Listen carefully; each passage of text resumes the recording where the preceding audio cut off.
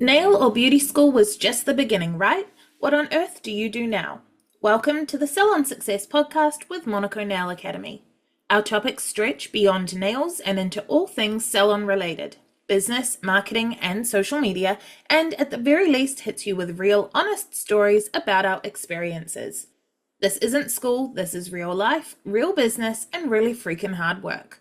Before we get started wherever you are, thumbs up, tag a friend in the comments, or hit that share button and support small business. Hey guys, Penny here from Monaco Nail Academy, and today I'm joined by Mel. Hi. And by Pat. Kia ora. And we have Anthea with us. Hi. And we are talking about safety as nail techs, like healthy habits for nail techs, the ergonomics of what we do, some health and safety mistakes we've made, and what we would recommend for newbies, especially because this time of year is when heaps of people are starting their nail tech courses. Just a reminder before we get started to use my code ANTHEA, ANTHEA, for 10% off all courses at Monaco Nail Academy. I get a kickback from these enrollments, and they're how we support the production of the podcast. Or you can use my code. It's Patsative. Funny. After I was like, you do yours out there, we always do ours.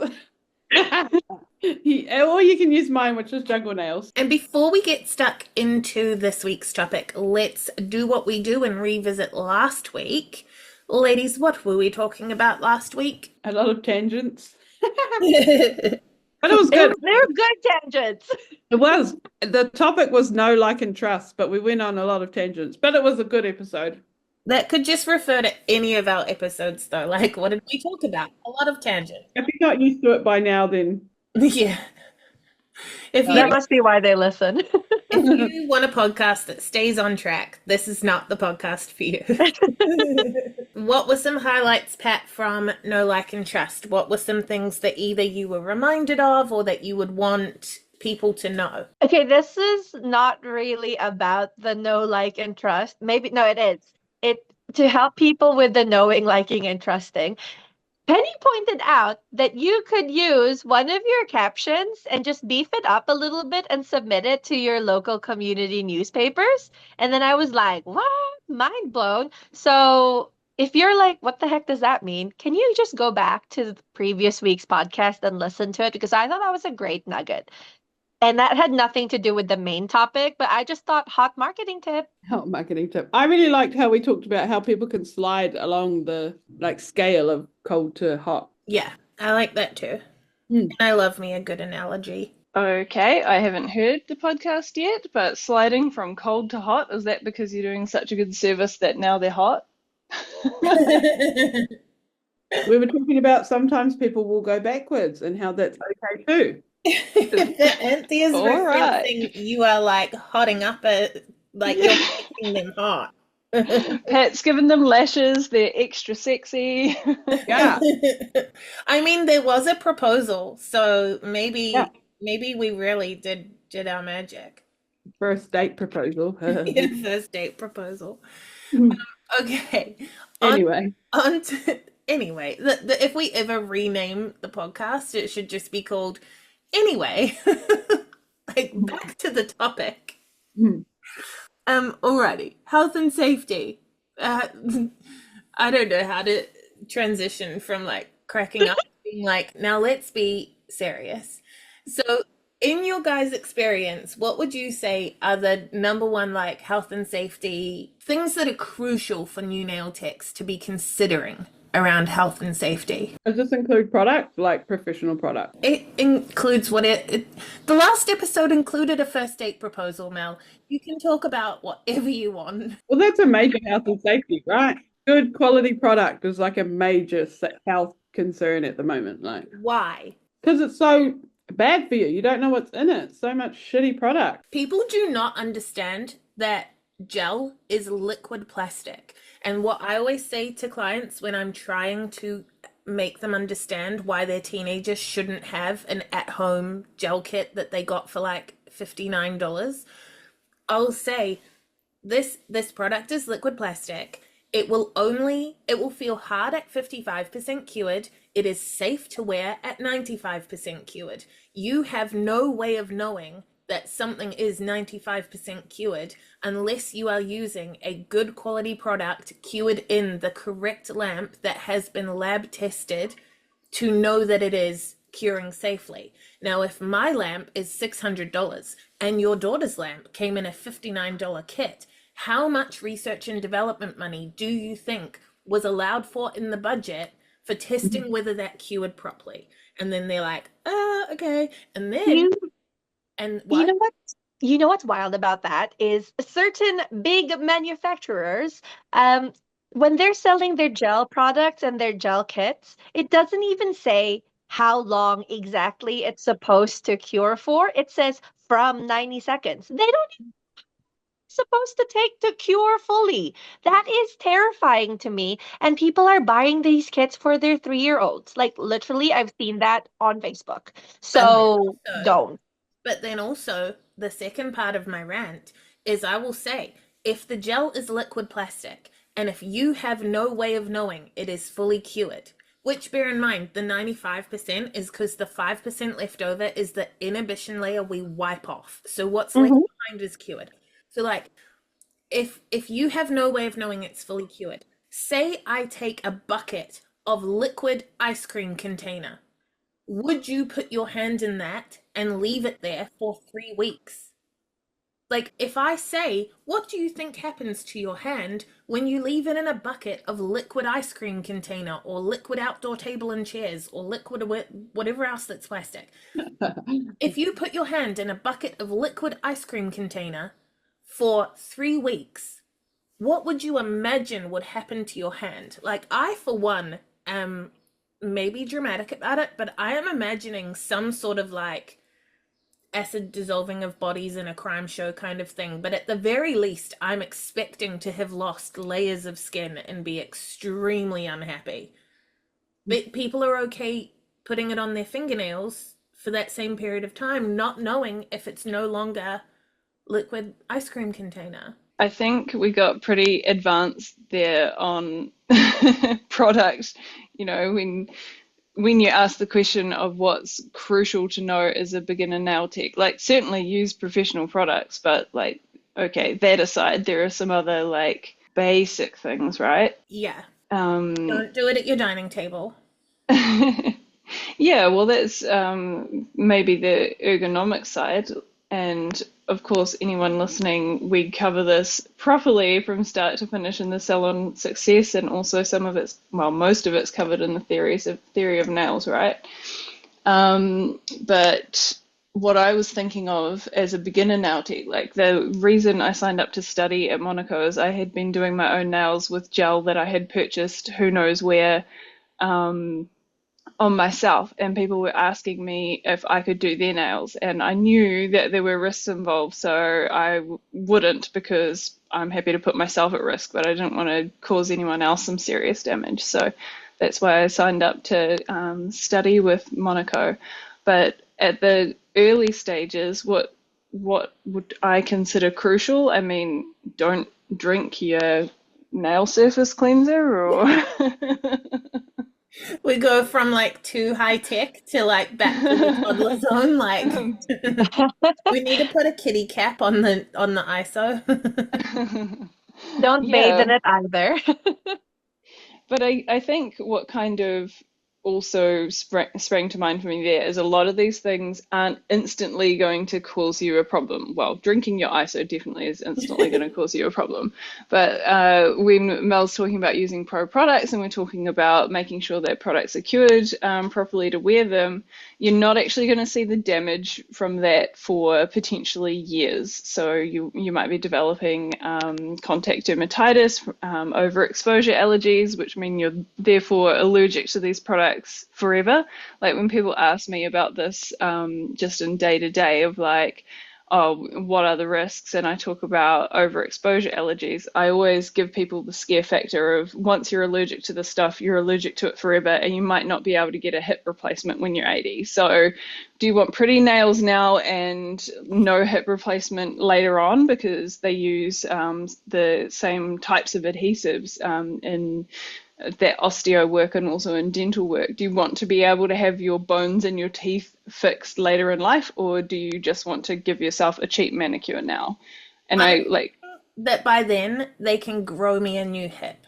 yeah, Because I'm already allergic. And if we want to go down the whole like scary stories for these allergies, I have a severe allergy to nail products to the point. So my mum and my granddad, her dad, both get really bad dermatitis. And I got that gene, lucky me. And it used to be when I was part-time, the first like 4 years of doing nails, that just the week before Christmas every year I would get red, itchy, inflamed fingers. Like, wasn't that big of a deal to me, and I didn't know any better because at the time I hadn't had education on this sort of thing.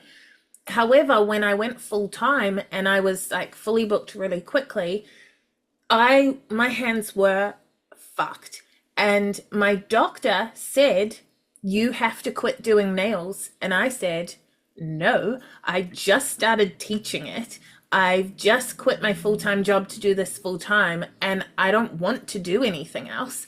And she said, "Well, then you have to grow it big enough that someone else is doing the nails because that's your only option." And I was like, okay, then. So you can all thank her for Monaco. But my horror stories of my allergy, when you are allergic to acrylates and you have a reaction, it feels like your bones are itching. And I don't know if you know this about your bones, you can't freaking itch them. They are under all of your skin and muscle, but it is not your skin and muscle that is itching, it's your bones, and you can't get to them. You also, if you are scratching your skin because your skin is also itchy, that hurts really bad. So the only time I saw an ex-boyfriend who I was with for 4 years, the only time I ever saw him cry was him watching me manically trying to relieve my hands in an ice cream container, on theme, of cold water because I couldn't scratch. It hurt too much. So I was like rubbing my hands, like imagine the motion that you use when you put like hand cream on, doing that under cold water because that passively relieved it slightly, but not enough. And I was so like distressed that he shed a tear, and it's the only tear I ever saw him shed, including when we broke up. But then, so that, and then also at the time I was still working 2 days a week at my old call center job. My sister also worked there, and I had to get her to come to the toilet with me so she could rebutton my pants because I was physically unable to put the button through the loop on my jeans because it hurt too bad. It also, I ended up crying once trying to tear like, a rotisserie chicken, and it had been in the fridge. So this is cooked chicken and it's cold, and trying to get a grip on just the breast meat and tear it off hurt so bad that I ended up in tears. Like I could go to grab a glass of water and the movement of creasing my fingers by that amount would crack my knuckle open. I no longer have full fingerprints on 2 of my fingers because the dermatitis wore them away. So if you want to know why not to take risks with products, wear gloves for a start, because I never did, and it didn't impact me for ages until now it does. And now I have to wear gloves. I don't have a choice. If I don't wear, for a long time when it was that bad, I had to wear cotton gloves under the nitrile gloves. You can't use latex. You have to use nitrile. But the powder inside the glove, and I know now you can get powderless, at the time you couldn't, the powder irritated the dermatitis. So I had to have a cotton glove and then a nitrile glove. Eventually, the severity of the allergy went away, but it took about 6 months. Oh, also I would get onycholysis. My nails were falling off because the dermatitis was under my nails. Now, if I just wear gloves, I'm fine. But that process of getting back to fine was hideous. And if I run out of gloves and have to do even one set of nails without gloves, that whole next 24 hours, my bones will itch. Not to the point of bleeding and broken skin and stuff like that, but irritated and unpleasant. So just to rip that away from Anthea and go on a full rant, listen to her. Do not muck around with products. Yeah, that's totally it. I was going to ask though, how long had you been doing nails without gloves before you started to notice the symptoms of that So dermatitis? 4 years part-time, and then probably 6 months having gone full-time. And then it would have taken another 6 months to get that. So my doctor said that contact dermatitis can come in waves, so it's not unheard of to think that you're cured and then for it to come back. So yeah, about 6 months of trying to get it back, and then I went gloveless again because I hated wearing gloves, and then it just worked its way back again. And now for the last 3 years, I don't have a choice. I have to wear gloves 24/7. Moral of the story, wear gloves. Yeah, wear gloves from the start, and don't when I so my training wasn't as thorough as what we offer and what I wish had been offered, and I didn't know what I didn't know. So we weren't taught a lot about the why of things. So we did like a similar ratio sheet, beads and ratios with acrylic to what we do with Monaco, but there was no why or like how to get a good ratio or why this is a good bead. It was just like, do it until you get 10 matching of the same size and now you're good. But there was no further education on the fact that in summer the ratio is going to be different, in winter the ratio is going to be different, like different size brushes are going to change the ratio. So if a bead was too dry, I put it on anyway, dipped my brush back into the monomer, left it wet, and just went to work patting on top of a dry bead with pure monomer, and that would go all over the person's finger, and I had not had the education to know otherwise. And my brush had like bits of like glug on the bit where you hold it, which is what started the worst of my allergy, was holding a brush that had partially cured acrylic on it all the time. No, well, I've heard many times about you don't have fingerprints on a couple of fingers, so I was going to make a joke about, Penny doing crimes. Yeah, I could rob a bank, but only if I use these two fingers. So I can only take like one coin at a time. Or I suppose wear gloves, right? Well, in that case. Doing nails, robbing banks, wear gloves. Oh man. Hey guys, Penny from the future here. Want to take your salon to the next level? Discover the Salon Success Accelerator. 8 weeks to unleashing your salon's full potential. Gain complete access to the Salon Success course, where you'll learn how to build a solid business plan, develop a powerful brand, set the right prices, and create effective marketing strategies. Plus, benefit from 30 hours of additional recorded content, weekly one-on-one coaching sessions, and our exclusive group chat for personalized support. Starting every first of the month, this accelerator program provides a structured path to achieving salon success. Join today and master your salon success at www.monaco.ac.nz/course/accelerator. I was asking around how long it took you to develop that allergy, because there's also the risk that we are then potentially creating for our clients. Like, people are coming in and trusting us to be safe with them. So if we're exposing them to undercured product as well, then eventually over time they're also going to develop an allergy. And it's not something that's happened to me. I haven't caused a client an allergy, but I'm not really sure how long it would take of overexposure on being as a client to develop that allergy. So I have a client who has an allergy that I didn't give her. She used to live in a different town, and she went to a salon regularly, and that salon's reputation was that it created allergies. However, those clients and people that spoke to each other, lived in a town where there weren't many other options. So they, how people say beauty is pain, and then we're like, it doesn't always have to be. Like, unless you're getting waxed, it doesn't have to be. They just thought that was normal. Like how lots of people still think like it's normal to bleed when you get your nails done. Like, no, that is not normal. So these people they didn't have the vocabulary around nail products to know it was an allergy. They just knew that whatever product this salon used was kind of irritating. Well, this client now has such a severe allergy that, so twice she has come to me and been like, I heard that like people from that I know from back then have had dip and it didn't react. So I want to try dip. And I was like, I will put it on one of your nails because it is made of the same stuff and I don't believe it's not going to cause a reaction. What do you know? Caused a reaction. Onycholysis, like had to grow that nail back out. And then a second time, we tried a HEMA-free product on one nail. And again, same reaction. Didn't matter that it was HEMA-free because HEMA's not the enemy. Ratios are the enemy. Cheap products are the enemy. But yeah, like, she was a regular at a salon for nearly a year and she has a lifelong allergy.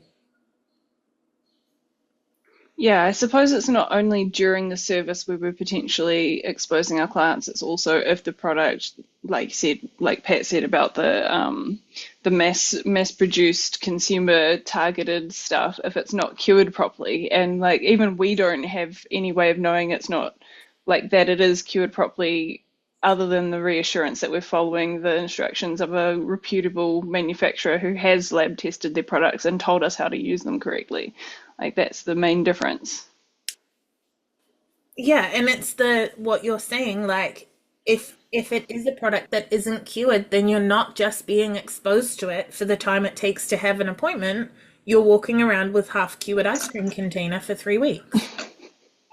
Mel and Pat, do you have any experiences with like dermatitis or like nail allergies yourselves or people you know?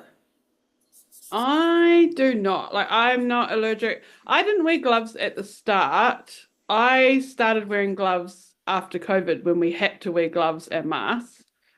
And now I'm just used to it and I've learned that it's the best habit. So I do wear gloves all the time. I don't have any, and none of my clients or even past clients had an allergy. So I don't really have much experience with it, but I have seen a lot of it, yeah. But yeah, same thing. Gloves, masks. Can you be allergic to like the dust? Is that a thing or no? It just affects you. It depends on the product. So if you're filing fresh acrylics aren't fully cured because they're not lamp cured. They are curing with their own initiator.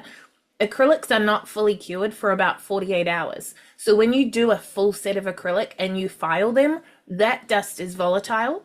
When they come back and you're filing prepping to backfill, for example, that dust is a lot less volatile because it is fully cured. So it depends on what the dust is. Interesting. Another reason to buy a dust extractor, Mel. Yeah. Well, So there's it's not also like you would be allergic to it, but it's just not good for you. Not good to have it floating This around. conversation is making me itchy. all right, everyone pop an antihistamine right now. I was going to say on the topic of dust, like there's dust, it's interesting because you might assume we're talking about dust that goes into your lungs, which definitely is something you want to prevent as much as possible, it getting physically into your body, but also just dust sitting on your skin. So wearing long sleeved shirts and then your gloves so that your skin is less exposed to that dust as well. I don't bother with that one. Too I don't hot. bother with it, but I do have a bougie dust extractor so that there's less dust getting on my skin. And like in the middle of summer, I'm not wearing long sleeves. I don't care. But what I will do is like when I go to the toilet between clients and I'm washing my hands, I will take that up to my elbows like you see a doctor do, because then I'm washing off the dust off my arms periodically throughout the day. Because as someone who has an allergy, that dust, I don't know if it's specifically the same allergy, but that dust I do still find can be an irritant and I don't want to risk it. That's such a good idea to wear long sleeve shirts and or wash your arms between clients. I'm not gonna wear a long sleeve shirt. It's too hot right now, but hey, in winter. You need some of those gloves, Penny, like when they are pulling calves out. I was gonna say like the farm gloves. Yeah. Imagine that. Imagine if you turned up and your nail tech's got a mask on and these big blue like gloves up to their elbows. I'll Like, be like, I don't think I booked for the right thing. Was there any stuff that you know now is a risk associated with being a nail tech that was like surprising to you that you really didn't expect? Wrist and back pain is something that I wouldn't have thought about. Occasionally my hands will hurt or my wrists will hurt when I'm doing it. And I think it's like sometimes I wonder if it's because I'm just out of practice and so therefore my hands are just tired from moving, which I think is the case with me because my hands also get tired from writing. So it's everything. But it is a genuine concern that you could get repetitive strain injury from, your filing and your buffing, and or like you could hurt your back because we're slouching all day. So making sure that at the very least we have our desks set up properly, like our elbows are in the right kind of angle to the table. The table isn't too low to us, not too high. Client isn't too far. We're not like leaning forward so far that our backs are rounded. Like there's a lot to think about in terms of how you're seated and your setup. So yeah, and that is all covered in Theory of Nails, in case you're wondering. I think a lot of people put too much weight on client comfort, which comes with a caveat because so when we're talking about like Pat saying everything should be at the right height and distance and stuff, and I do hear students then say, well, I don't want my client to be uncomfortable. In the nicest possible way, if the client, because you are there for potentially 8 hours in the middle of Christmas season, you're potentially there for 12 hours, depending on whether or not you're as cuckoo as I am. But like you're there back to back, they are not. So the caveat though is that obviously you still want to make them as comfortable as possible, but not at the expense of your comfort. And Mel has talked in the last episode specifically about how seeing the chair and stuff like that is an important part of her choosing a salon. Well, if your comfort doesn't align with, for example, Mel's comfort, she's not your avatar. Someone else is. And then if you can make the client side of the desk as comfortable as possible, maybe it does still align. But at the end of the day, you have to be the one being looked after because you're back to back, they're not. Why is it like that? This reminds me of yesterday at my retail job. The aircon's broken, right? And it's like 32 degrees here in the Hawke's Bay. So they've got fans set up all around the shop, but they're pointing them to where the customers are. So we're at like the checkout and the fans are facing away from us. And they're like, oh, but the customers, oh, it was like literally like, they're in here for half an hour. We're in here for 8 hours, literally sweating, like the sweat's dripping off us. Like, we're important too. Like, we should be most important. At least do both. Yeah. And they were like, they even taped it down so we couldn't move the fans. That's so rude. So bad. So even if there are no clients there, you don't even get to use the fan? Oh my gosh. Facing the opposite way. I was like, it reminded me of this, like, yeah. So I have a couple of surprising risks that I came across. One of them being that the finger and thumb that I use to hold the finger of the client cramps. And it doesn't anymore. But when I first went full time, that finger and thumb, like, because sometimes when people are moving quite a lot, you are holding their finger quite tight. And people also underestimate, especially clients who don't relax their hands, underestimate how much of our job is about moving them. And so you're doing a lot of really small, tight movements with that finger and thumb, and like that part of your palm between the finger and thumb, that would cramp when I was first full-time, and I'd have to like shake it out and keep going, and that part of my hand would get quite sore. And now I assume it's like I've built those muscles or something, because it doesn't happen, but it definitely did when I went full-time. I remember when I was still studying, it was mostly during the enhancement modules.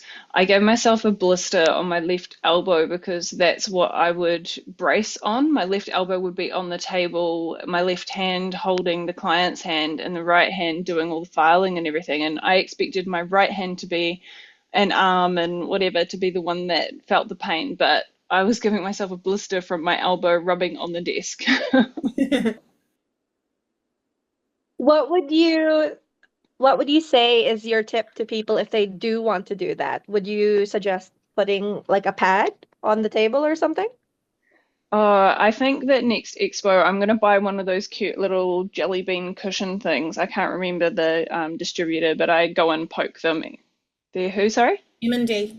M&D? Yeah, they've got these nice little jelly pad um like armrests for nail techs, and you can get they have armrests for the client as well. But these ones are like these cute little jelly beans or hearts, and just one of those that goes under my elbow. But I learned to just preemptively add plaster to my elbow, and then I also actually have a mouse, like an old style mouse pad that I can move around my desk just for a bit of extra cushioning that still sort of grips onto the table. But fortunately, that doesn't happen so much now, especially since I'm using an e-file. So yeah, I don't have to do that much. But actually, that was probably the most surprising thing for me when I was studying was that particular injury. My I grew up with a mum who was a school dental therapist, so her work was surprisingly similar to what my work ended up being. And so I inherited her chair that she had from her dental clinic. I'm sitting on it right now. But she also used to lecture me about like vision, so resting my eyes, looking at something far away for a while, mid distance, like just giving my eyes some exercise and some breaks. And she'd give me exercises for my hands and things as well, because especially now we use e-files, it's really similar to like the I don't well, I guess they call it a drill that they use when you go to the dentist. Those little vibrations from the e-file exacerbate the effect on your joints. And I notice this in my, like I'm right-handed, so in the like sort of base joint of my right thumb, I get some pain, but I don't actually think that's from doing nails. I think that's from gaming. Hey guys, Future Penny here again. Just a super quick interruption to let you know that if you head to monaco.ac.nz/subscribe, not only can you sign up to our weekly newsletter, but you'll also get a free video lesson from our course, The Art of Pigments. That's monaco.ac.nz/subscribe. Well, the e-file thing was the other thing that was on my list of two things that I found surprising was that Ooh, tangent, not tangent. why I'm detangenting. Like because I didn't realize the vibration of the e-file can hurt you so bad. So like when you're weighing up $1,000 e-file versus a $29 e-file, they look the same. What could possibly be that different? But actually the vibration, it has such a drastic impact. A shitty cheap e-file is like you're trying to use like something with really intense vibration and it hurts. And for me, like I turn the e-file off and I can still feel my hand like humming slightly from using it. And then you compare that to like $1,000 e-file or even just like 300, 600, like a better e-file. And it's like nothing. It's like you're holding nothing and it just feels good. And that vibration, it actually genuinely hurt is like not quite the right word, but like you can feel the impact of having that amount of vibration. And long term, it's a big thing for like RSI. RSI being repetitive strain injury. Like, I blame Stardew Valley a couple of years ago. I was playing so much of that game. Like the Xbox controller and moving around my right thumb, and now I go to do some nails and I'm like, ow, why does this hurt? I've hardly been doing any nails. It's because of, farming all those crops.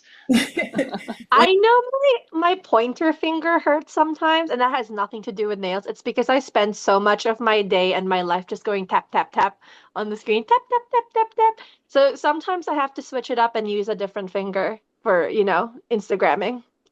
What a world we live in. Pat, I know that you had a office job in the past. When I worked in an office job, we had like some baseline ergonomic stuff they taught us. Did you get any of that? We did. And also, if we were having any pain and discomfort at work, we would have to log it, and an occupational therapist would come and check our setup to see if it's actually ergonomically sound. Which is where I was saying that you wanted your wrists to be, not your wrists, your elbows to be like perpendicular to you. I don't even know if I'm using the right word, and you wanted to be elevated in such a way, but I don't know if the same rules apply because that's for an office worker looking at a computer monitor versus someone doing work on someone's hands. But I think one of the things that was stressed was about not putting so much strain on your wrists when you're working. So some people, including myself, would have to use a different mouse so that instead of resting your wrist on the mouse and your elbow sinking down, your wrist would just be settled down on the table, and that would reduce the weight and impact that goes onto your elbow. So your elbows are very important, people. They're not a joint we think about a lot, but they can get into some gnarly situations. We do have diagrams in the theory of nails. So if someone listening already has the theory of nails, you can control F ergonomics and it'll take you straight to the place where that diagram is. But the thing I know that is different from office to nails is because we're looking down, not straight ahead, we are supposed to hinge more at the hip than at the neck. So like having a small amount of hinging at the hip, a small amount of hinging at the neck, rather than like curving our spines and then just looking straight down. We're supposed to try and like angle and then angle to get the right view. And also those newer raised wrist rests that bring people's hands up higher. So a lot of you will have seen on socials like they're fairly new, but like the U-shaped wrist rest that actually has someone like a solid 20 centimeters up above your desk. That's so much better because you're not having to look straight down. You've actually they're increasing the angle in a good way. It's so handy. Like it's comfortable for the clients, but it's also comfortable for us, like a win-win. Yeah, they're great. I haven't tried that one yet. I've had a couple of different kinds of rests for my clients, but honestly, what has worked best for me so far has been getting them to plant their elbow on the desk as well, and bend their elbow basically, and then their elbow is also sort of like a base and a swing point for me when I'm manipulating their hand. But maybe I need to borrow one of those big butterfly guys and have a hoon. They're so good. I'll never go back. Unless they come up with something better, then in that case, I'll go to the better thing. Well, Did you say yeah, a toilet seat, Mel? That's what they remind me of because they're like those public toilet seats that have the little Oh, open they do front. actually. The shape. Yeah, I can see that. Yeah. maybe just my childhood. I guess they kind of also look a bit like a ring cushion for, if you've slipped and hurt your tailbone.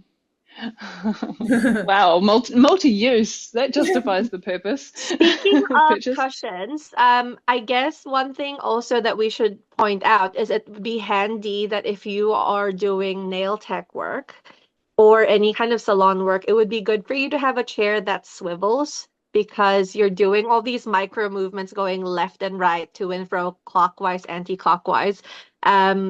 You're not going in a full circle, but you are making those rotational movements. So it would be good for you to have a chair that swivels and is comfortable for you.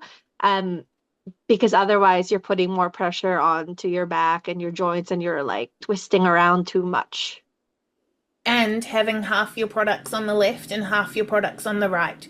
So that even if you're on a swivel, if everything is in your drawer or a trolley or whatever on your right hand side, you're still then always doing a twist to the right. So if you have half your stuff on the left and half your important stuff on the right, then it's encouraging you to move in both directions and not do that repetitive one direction. Ooh. What would you suggest would be on the side of you that's not your dominant side? I don't think it matters. I think it'd be personal choice, but my desk specifically, I've got my like cleanser, remover, pH prep, bond like bases and tops are all on the right, and then my colors and my tools and like my drawer full of other random crap is on my left. So it just sort of ends up being 50-50 movement. But it depends, because someone who specializes in dip versus someone that specializes in acrylic versus a hairdresser versus a lash tech will have different things and different methods and stuff. So I think if you just sort of make sure that, like, I guess you could, if you knew, like, write out the steps for your most popular service, put everything that you use for that service in front of you, and then take half of it and put it on the left and half of it and put it on the right. And like organize it so it kind of makes sense to you. So it's like, for me, my base top prep is all on the right and my color and like random is all on the left. As long as it makes sense to you, I don't think it matters. All of this is great in theory, right? But I think it really resonated with me what you said earlier, Penny, about not being taught the why behind your LMP when you were learning. So with these ones, with ergonomics, it's really good to know what the thing is that is good practice and why, so that if you're not doing that, you know exactly what it is that you're potentially compromising. I don't divide half my products and have them left and right. I have all my products generally on my right, and discard stuff goes on the left. So my bin's on my left. I guess I'm turning quite often to put stuff like wipes in the bin to the left. That totally counts, because the amount of wipes and stuff that I put in the bin in one service, that's a lot of turns to the bin. Okay, I'm counting that. Tick. I mean, I'm going to try the bin trick because I think I need to have the products on my left and the tools to help with speed. And then, but I can turn to the other side to the bin stuff, which I do actually.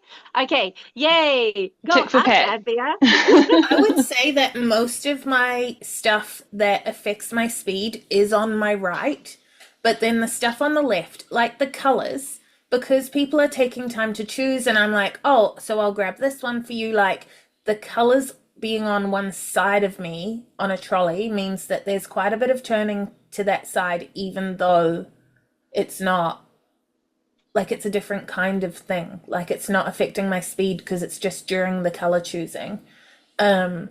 And like now I have all my favorite brushes and tools in like a little pencil case, and I keep that on my left. So I don't know, maybe it's just in that speed thing. Like when we teach speed, we are always teaching to have everything in the same place so that you're always like reaching from muscle memory, not having to think about where something is. I think as long as you get used to where it is, it's okay. I'm different than you guys. I have all my, like you said, Bonnie gel and that all in a drawer. I know exactly where they sit, so I don't even have to look what's what. I can just pick it up.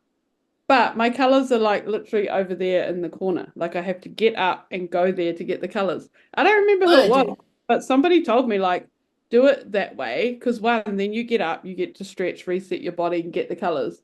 And then your clients also see like, oh, actually, like, can we just grab that one instead? Because it's more of like, I've got to get up, go back over there. Like it makes them more decisive. Like, okay, we've picked our colors now, we're coming back, we're starting.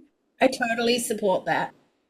But it's like, it's not far, like it's literally a couple of steps, but it's like And you get in some steps. It's not near my desk. But yeah. all movement is movement, and they're talking a lot about, like, you hear a lot about how the sedentary jobs are going to like affect our life expectancy and stuff, and all you have to do to undo the effects of a sedentary job is something like that, like just getting up to get the colors. So I think I don't really think about that because my space is too small. There's the way it's laid out, there's not really any way to put stuff in a place where I would have to move to get it. But I think that's a great option. And it just works in here. Like I'm the opposite to you. There's no space for me to have it right next to me. So it's over there in the corner. Yeah. What were some of the other mistakes that you guys made, especially early on? But like, what were some of the things that you were like, whoops, and then rejigged? the way I held my buffer, I looked like a maniac. And it took multiple people pointing this out in a recording of me holding my buffer wrong for me to be like, oh, yeah, that's not right. I don't know why. Like the videos were clear in terms of how you're supposed to hold your tools. But for some reason, my brain just wouldn't click that that's how you're supposed to do it. But I think I hold it correctly now. Maybe someone will see a video of me in future and be like, Pat, you're still doing it wrong. But When I was learning during a lesson, I cut my model with a file that I hadn't seasoned. And I only did that once. It was a fairly like confident stroke down the sidewall and like slice, so that one finger I couldn't do any more work on, and it was absolutely like terrible looking enhanced. I can't remember which type of product it was, whether it was acrylic, but it was this chunky, gross thing that needed its finish filing, and I just went a nice big slice down the sidewall. She was so good about it. I had to get like go and check my notes. Oh my God, what is it that I have to do in this scenario? Because I just panicked and all my knowledge just evaporated. But yeah, I managed to get her like plastered up and all my things thrown out and reset and all of that. So it was kind of a good experience for me to like have the thing happen during a class scenario where I had some like moral support, and she was really good about it. I sent her home with like a little bottle of acetone and stuff, told her when it healed to soak that horrible stuff off her nail. I think it's funny when it's only funny to me, but you use the word plaster, which like I know we've got a lot of US listeners, so that's like Band-Aid. But when you said got her plastered up, if I just said got her plastered, like got her Yeah, give her a shot. about What it a good anymore. idea. Yeah, a couple of shots of whiskey. Yeah, that's good for shock. yeah, like if someone cut me by accident and then gave me a bunch of shots, I'd be pretty happy with the situation. You know, my like alcohol like stash used to be behind where my client was sitting, so it really would have been quite easy for her to turn around and pick something from the bar. I can't think of anything like Anthea's one where something happened and I went, oh crap. I mean, I'm sure it happened, but I can't remember. I've probably removed that. But I think, and it's still a hot topic for me, because I haven't yet invested in a dust extractor, which we talk about how important it is, but I just cannot make up my mind. So for me, the way I get around it is making sure I've got good ventilation and just good like airflow. So the door's always open when I've got a client. The windows are always open. And if it's hot, we have the fan going. But yeah, ventilation and air quality, important. And Yeah. Do you wear a dust mask as well? why I need to get a dust extractor. So listen up if you don't have one and get lectured alongside me. So, Yeah, well, your dust extractor, like most of them aren't actually helping with the with exactly the air quality. Like filtering out particles is one thing, but what you mention is also like having the airflow with your window open and a metal lidded bin to contain vapors. Like your dust extractor isn't doing anything about that. So you still need to take all those steps that you're talking about, whether you have a dust extractor or not. It's just having a dust extractor as well.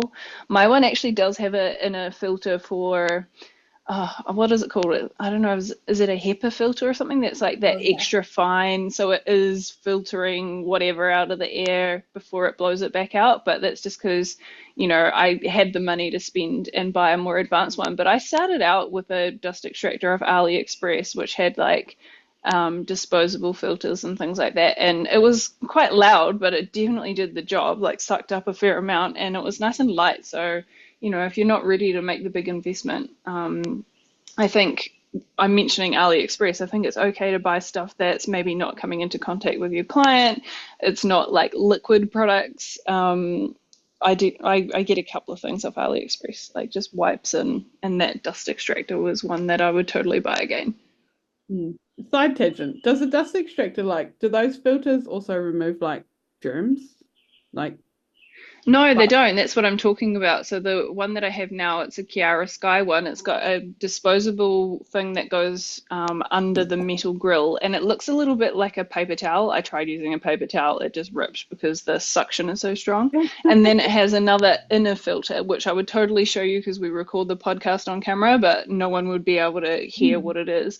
But it's like an extra little inner filter that you can actually wash and disinfect. And that one is supposedly filtering out, like if I, God forbid, had a client come in with COVID or something contagious, it would be filtering that stuff out of the air as well. But like that's more advanced. Not all of them do that. Oh, okay. If you want something with a HEPA filter, you could also get an air purifier. I have one because I have pets, and a lot of them do come with the HEPA filter in them.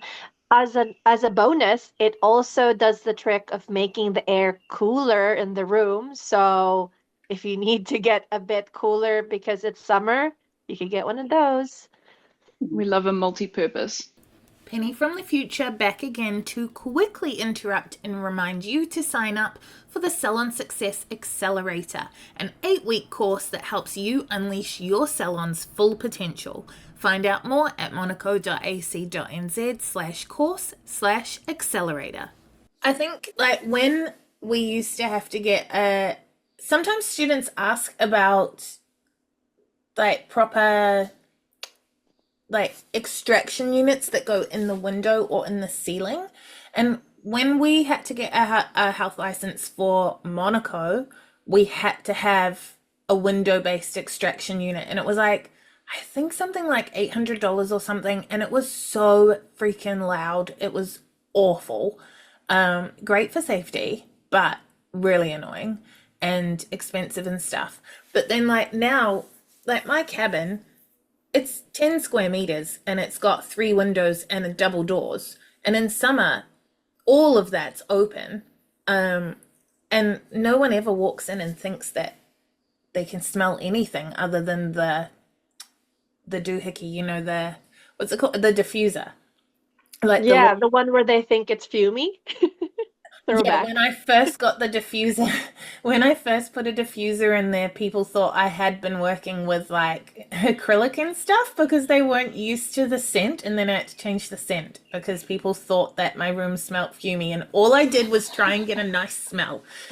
So you were just meeting their expectations. Like a nail studio is supposed to smell like chemicals, so you were adding that. Yeah, like all of my acrylic definitely smells like white peony.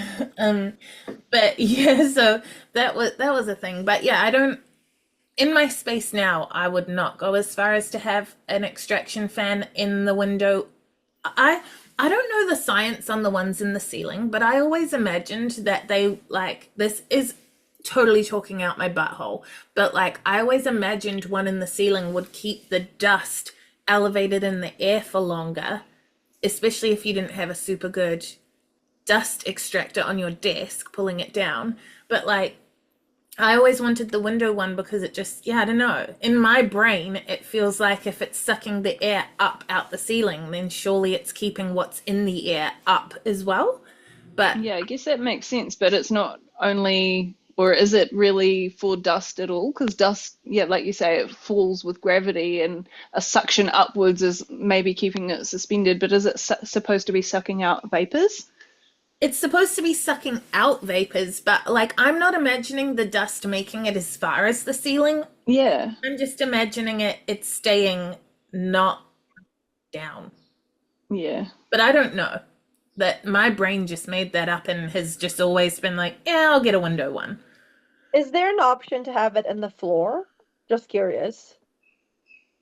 Not that I've ever heard of, but maybe in an industrial, but then also in factories you see the big pipes that are, so I don't know. Not that I've seen. I think it was a New Zealand-based tech I saw who was working out of a cabin, and her husband rigged up a vacuum cleaner-based extraction system for her desk where the vacuum cleaner was actually outside of the cabin, so it wasn't as noisy, and she just had to flick like the main switch in the cabin to turn the vacuum cleaner on. And, you know, it was rigged up to her desk, so you couldn't tell it was a vacuum cleaner or anything. It just kind of looked like a built-in table situation. But I thought that was so clever because a vacuum cleaner has such a lot of suction, and that's what you really want. And it wasn't as loud as a vacuum cleaner? Well, because it was the motorized part was actually outside of the cabin, like there was a Yeah. hole in the wall that the tube went through, and so you still had the suction like at the end in front of you, and like I never experienced it in person. I saw all this on Instagram, but the like main noisy bit was outside of the cabin and also sound insulated a bit, and I thought that was really clever. I want to try it. People are so clever. Mel's gonna like get out her vacuum cleaner. Get the Dyson and hook it up out the window. That was a good point, Pat. Yeah, I think another thing we need to think about is lighting.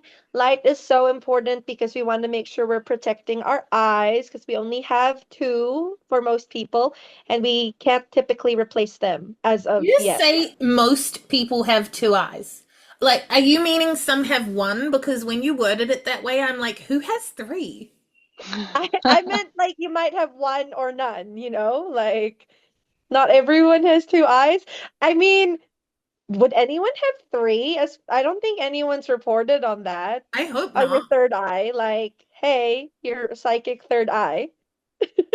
Oh, well, you want to I'm protect not your psychic third eye. I'm not talking about that, okay? I just mean protect your vision. You don't want to end up with these big, silly glasses. Well, you might still get them anyway. I think it's partly genetic. But make sure you've got a nice, big, bright light so you're not like squinting at at the nails of your client. Plus, also, the better you can see, the less likely you are to hurt someone or yourself. So, big tip. That whole thing just reminded me of like Little Red Riding Hood, like, oh, what Me size too. you have? I All the better to see you with. Yeah. I always get busted staring out the door from my desk. I can either look at the client or I can stare out the door at like the sun and the sky and the trees in the neighborhood. And if I'm waiting for like curing or like waiting for something where I can't be actively doing nails right that second, I'm often staring out the door. And I've always thought it was just like a neurospicy thing where I'm not a massive fan of eye contact. I try and do it and then it creeps me out and then I stop. But like I kind of just, it's nice out there. I want to look at, like, there's a mountain, like, it's Deer. pretty. But now, and people bust me all the time because, well, not bust me because they're looking at me, but, like, they'll turn around to see what I'm looking at. And I'm like, oh, I'm just staring. People will say, like, oh, I saw you in the cabin the other day. And I'll be like, I did not see you because I'm staring. I'm just taking in, like, the trees and stuff. But now, I'm gonna be like, oh, it's because I have to stretch my eyes. Yes, exactly. You have a reason, That'll definitely make an it less. ergonomic reason. Occupational health and safety. Hey, you mentioned glasses, and like my eyesight is fortunately really great. I have glasses just to sort of keep it that way, but I actually find them really handy for like eye protection as well when I'm using my e-file. If there's a bit of lifting, sometimes that goes flying who knows where, and like if I'm wearing my glasses, there's less risk of that flying who knows where into my eye. You know, my original kit with my original course came with safety glasses. Hot. Man. So hot. Guess how many times I wore them? 0. 0. I wish the safety glasses looked cooler. Like if they looked cool, I would wear them all the time.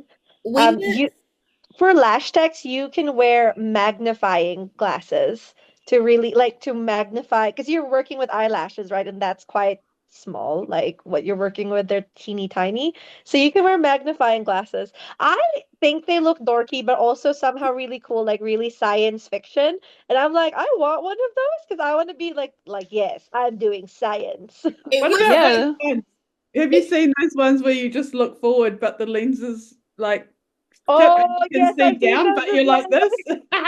this, doing nails looking forward? Imagine how weird that would be. You'd have to strain your neck. Like that would be so funny. But also the client might be like, yeah, she's finally looking at me instead of looking down at my hands. I But you're feel still like not looking. it would fit your whole brand and persona, Pat, if you had those glasses, but you went a little less like a little less you and a little more towards what's the professor that has the mandrakes? Oh, Professor Sprout from Harry Yes. Potter? Yes. Like your description of those glasses makes me think of Professor Sprout. And then so if we take your like woo-woo crystaliness and then put you in Hogwarts, it works. Oh man. Glasses. Mel's gonna pee her pants. But then when You know, gotta look Professor forward, what do you have to go like that? You can How have do them you for see where watching you're TV. going, like? Lying on the bed watching TV. But Harry Potter made me think of Professor Trelawney, who has the giant glasses, Oh my the God, like yes, he sticky. There you go. I All think covered. well then which professor is Mel? Whichever one has the least protection. Giant one, the big giant guy, Hagrid. Is he a Oh. Professor. Oh, Oh, but that does fit because like the Mama Mel persona fits with Hagrid because Hagrid's the one that's like always got everyone's back but on the sly. yeah. I So could see you whipping out a magic umbrella. I'm not going down the path of you comparing yourself to Hagrid, but personality wise, I get it. And then, Funny. who are you, Anthea? Oh, I don't know. You diagnose me. So we're not doing dope tests anymore. It's like, which Harry Potter character are you? Yeah, and it's not even the sorting hat. It's just professors. Which professor specifically? Well, what's her name? The main female one that Maggie. McGonagall? Yeah. I could totally see that. Yeah. think that, okay, but like you're the young McGonagall that was friends with Dumbledore as students now, but like you have McGonagall potential. Sweet. She was in Sister Act, right? Is that the lady? I don't know. Maggie I have Smith. no idea. Everything. She's She's in in down so The much. older lady, the older one with grey hair. Yeah. She was she's in in, all Sister of Act. them. yeah. I just think because Anthea's like an owl and like a rule follower, and McGonagall's the one that's like, get in line.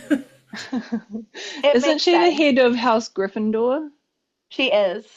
I'm pretty sure I'm a Slytherin, so. That's okay. Wait, That's wait. fine. So, Mel and Pat, do you know what you are? Because I'm Ravenclaw. I I would never am- do I mean, I think everyone can guess what mine is. Are you a Hufflepuff? You're Hufflepuff. I yeah. am a Hufflepuff. So, I don't know. well, you're a Gryffindor now because that fills all of them. I don't actually know the difference. Like Summer's watched Gryffindor it. would make sense for you, Mel. Oh, Yeah, no. I thought that. This is such a millennial conversation to be going on about Harry Potter, especially when J.K. Rowling has been cancelled. Well, Yeah, we're not well- going on about her though. Yeah, true. I just Yeah, think no- it's the tangent to end all tangents because we've gone on in like a Harry Potter tangent in the middle of like health and safety. Yeah, I think you need to add that to the episode description. You'll get more plays because there are a lot of Harry Potter fans out there. As yeah. long as we now talk about broomstick ergonomics, we're fine. We've tied it all together. How do we feel about Okay. the angle of everyone's back during a game of Quidditch? I'm pretty Well- sure the ergonomics are an actual thing though, because like the better broomsticks would allow you to sit better and maneuver better compared to the cheaper ones that like Ron Weasley had access to. There you And now we're go. going like too deep. No AliExpress broomsticks. Well, like what magical intervention would you have to improve your health and safety in your salon? How about that? Well, okay, this isn't magical and we can go back to magic, but like, but it's kind of magical. Do you guys know what I mean by a draftsman's table? Like when architects had to do their Yeah. work on paper and it's up on an angle. Once upon a time, when there was no social media and we got nail magazines, there was an ad for a desk that you could get that put the client on a super high chair and they were at the top angle of the 45-degree nail desk and you were at normal height, and it meant, imagine their arms are coming down at a 45-degree angle down basically a draftsman's table in front of you, and then you were working looking straight ahead. Whoa, whoa, whoa. Why isn't this a thing? What's stopping it from being I the mean, it thing? was a thing in that magazine, but I also think the client like basically had to go upstairs to get to their chair, and it was kind of ugly. So it wasn't magical, but maybe if we add a magic element and the client can float up to position, that's what I would do. But if you make it look fancy, like she's going up a throne or something, and I'm assuming that your client's female, but they don't have to be. But like if you go up a throne-like structure and then you're just sitting there like, "Hi, I'm above everyone," then why wouldn't you love that? Like that's As long as fantastic. your avatar's not afraid of heights. Good. Yeah, okay. Good point. Oh, what about like, can you know how like in office spaces now you can do a sit up standing desk, like it goes up Yeah. and down? Imagine if you could do that with clients. You could be like, I feel like standing up now, and then we just now we're standing, and the client's like, yeah, I need to stretch my legs too. There is a desk that is hydraulic. Is it like an M&D or something? There is a hydraulic desk, but I don't think it probably goes up to standing. But I know that I've seen at Expo a hydraulic desk that like allowed you to adjust desk height for ergonomics. Yeah. Ah, cool. I have a little tiny one that's actually designed for going over your bed. And it's really great for that, for like watching screens and stuff. Anyway, it like changes height and it's quite narrow. So in a pinch, I've used that one for doing nails, and it is fun to experiment with having the desk a bit higher. Like if I do have the desk high, it forces me to sit up straighter because like my elbows resting on it is a straight back, if that makes sense. So yeah, there is totally something to the sit stand desk idea. Here's an alternative. You get the clients to lie down on a massage table and they just take a nap and then they just put their arms out and they're hanging down. And as long as they're high enough or you're low enough, you can still do it straight up, straight on. Yeah, there's actually an Australian nail tech, I always forget her name, who has that setup where the clients are like in bed, they've got a TV, and she is on a mobile like chair and has a little mobile trolley for her product. So she just wheels around either side of the bed, and it's better for her and for them, and it's hydraulic, so she can lift and lower the bed. Awesome. But also, who needs a massage table when you have a dining table? Hashtag if you know, you know. Oh my God, I remember that story. So, because we're on such a tangent, shall I assume that we have covered the most important stuff? Is there anything you guys can think of before I ask for your last final tips that we haven't covered? I think that there are probably a few things that I could personally also do better, like keeping the material safety data sheets like within easier access. Because if someone comes to me and when I'm doing my like initial client consultation, they tell me they've got an allergy, like it's going to take me 20 minutes to go and make sure that I'm not going to like put them into anaphylactic shock. So yeah, do Self-promo, but better. you could Google like the product name and Monaco Nail, which I Google regularly to find stuff because it's so easy. And then the MSDS sheets are linked for people who use products that we sell. The MSDS sheets are linked on the product on the page. Little hot life hack for some of you. Handy. So then wrapping it up, what would be based on your experiences as a nail tech, your like top 3 things each that you would want a newbie to just like, you have to do this. This is your number 1 consideration. But 3, your number 1, 2, and 3 consideration. I'll go first because it's going to be easy. Yeah. Yeah. Gloves. Wear gloves. I also wear masks, like not only to protect myself from the dust, but also germs because nobody wants to get sick. So gloves, mask, and then consider yourself before your clients. If they're uncomfortable for an hour, then they'll live, but you're sitting there for many hours. So consider your setup for your own self as well as them. That's my 3. I think my 3 are gloves, definitely. I get nitrile gloves from Repco. They're awesome. After gloves is using the whole system of products. So you're using the right lamp for the products you're using. Don't mix and match to like reduce your risk of undercuring products and causing allergies. And then my third one is probably going to be glasses. Even if you don't need to wear glasses, like put some on for face decoration because getting stuff in your eyes, nah. I would say my tips for newbies, and I am a newbie, are You I would. okay, but at what point do you stop saying you're a newbie? Because you are 1 month off hitting 2 years. Ooh. Well, yeah, except I wasn't really doing anything in the first year. But You that, were yeah, okay, doing things fine. before you enrolled. I was doing things on myself mostly. And like, what did I just do? On press-ons. I will allow Anyway, you 3 more episodes where you declare yourself a newbie, and then you have to just be a nail tech. you can stop calling me a newbie after I do the competitions, because then I'm allowed to be a novice until then. You're you can be a newer nail tech, but like you've earned your place here. Anyways, continue. Okay. Oh, okay. I like that I'm earning my place. Anyway, my three things are: note to self, wear gloves, get a swivel chair so you're comfortable with all the moving that you're doing.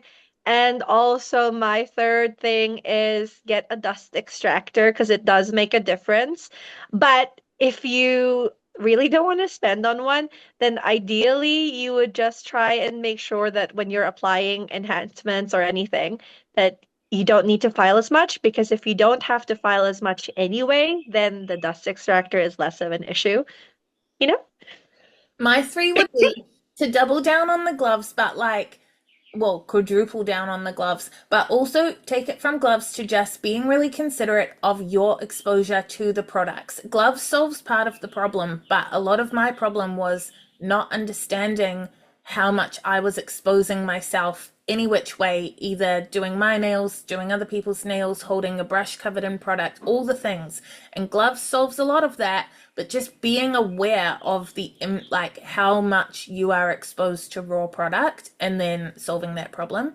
And then my second thing would be swivel chair / having some stuff on either side of you, because we never touched on the fact that at one point my back seized and I was in bed for 6 weeks unable to move because I hadn't looked after my back. And I still have weekly osteo appointments now just to keep it in check. But that moving in multiple ways, and like what Mel said, getting up and down to get your polishes and stuff, so important, like not doing repetitive movement. And then my last thing would be the getting the right e-file, because lots of people think of e-files as a shortcut, but if you have a shitty cheap one that vibrates too much, you're doing more harm than good. So if you're going to go e-file, it is worth the money to get a good quality one with low vibration. Oh man, I thought of so many other things that I didn't mention. Like I realized that I have a sensitivity to the vapors from ISO, so it gives me a post-nasal drip. My nose starts running when I'm doing nails. It's really embarrassing. Whoa. I don't know what to do about it, but it just went on for ages. I saw the doctor because like COVID times, runny nose, and it didn't go away until I stopped doing nails for a period and my nose stopped running, and I was like, oh, dang. So don't know what to do about that one. Beware, drippy nose. Does a mask help, Anthea, or no? Well, a mask will actually trap vapors around my face, so no. But a Nah, mask would cover, a mask would mean they Nose. can't see your runny nose. But that's something we didn't touch on, is the fact that people think wearing a dust mask is a good idea. And if you don't have a dust extractor, sure.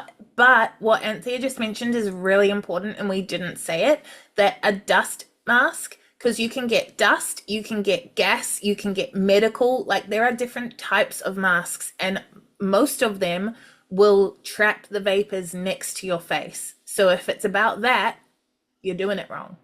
So which mask do you want to be getting? A good extractor.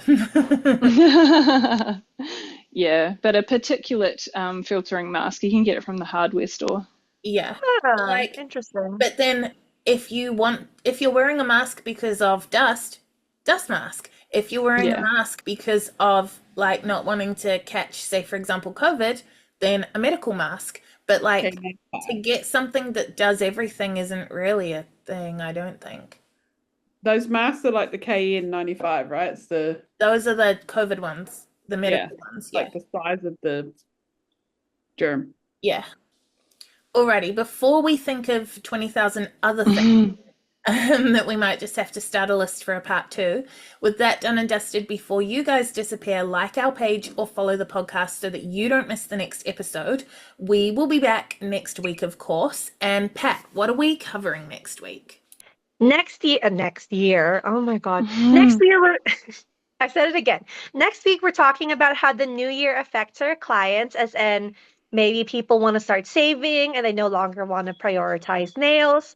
So, what sorts of things can we do to optimize our business to make sure that we're covering ourselves for that? What sorts of goals can we set for ourselves? And just maybe any tips and tricks we might have for what the new year does to people. Woo! And until then, I feel like that woo is like the equivalent of when you say, please use it. Just me throwing things in. Until then, check us out on Facebook, Instagram, and YouTube by searching Monaco Nail Academy, or follow our salons. Mine is Hard Lacquer NZ. Mine is Jungle Nails NZ. Mine is Patsitive Beauty. You can find me on Instagram. I'm at fussyb, FUSSYB.ee. Have a great week, and we'll see you next time. Bye.